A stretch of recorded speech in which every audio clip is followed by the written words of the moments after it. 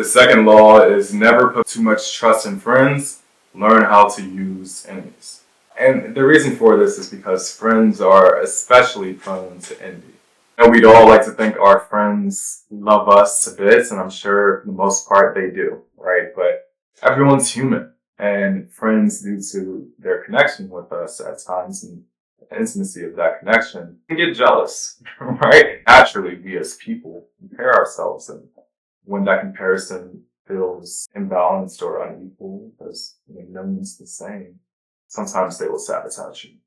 I hope that no one's going through this right now. I'm sure we all love our friends, probably now, right? But at some point in our past, most likely you've run across a friend who perhaps was envious of you in some way, shape, or form. And maybe that wasn't a close friend or anything, but maybe that was an acquaintance.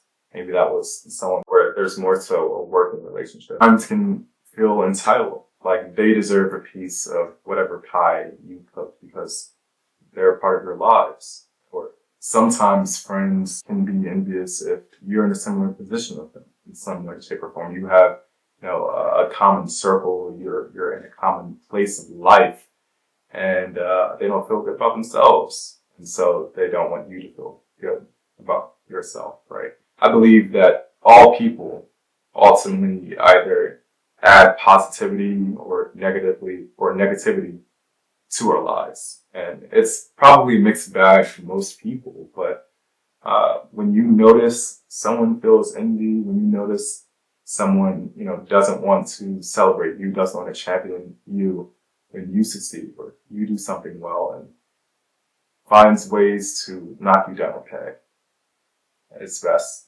to run away. Or let's say, there's a friend where perhaps you're in completely different positions and you're in a position of influence or status, that sort of thing, and perhaps they're not. A lot of times they can wish they were in your spot. I mean, look at those guys who hit certain amounts of fame and they have an entourage around them. It doesn't always end well, right? So just be mindful in both scenarios of those that you keep around you. Another big one I found in here is that working with friends blurs the lines between friendship and also efficiency. This sort of thing, people can do a favor. At times they can feel entitled. And I'm all for partnership and collaboration, but there has to be excellent communication and also a value add, in my opinion, for both parties. This ensures that skill or talent to the mix. But even then, tread lightly. The second part of this was to use enemies. This part wasn't as resonant with me personally.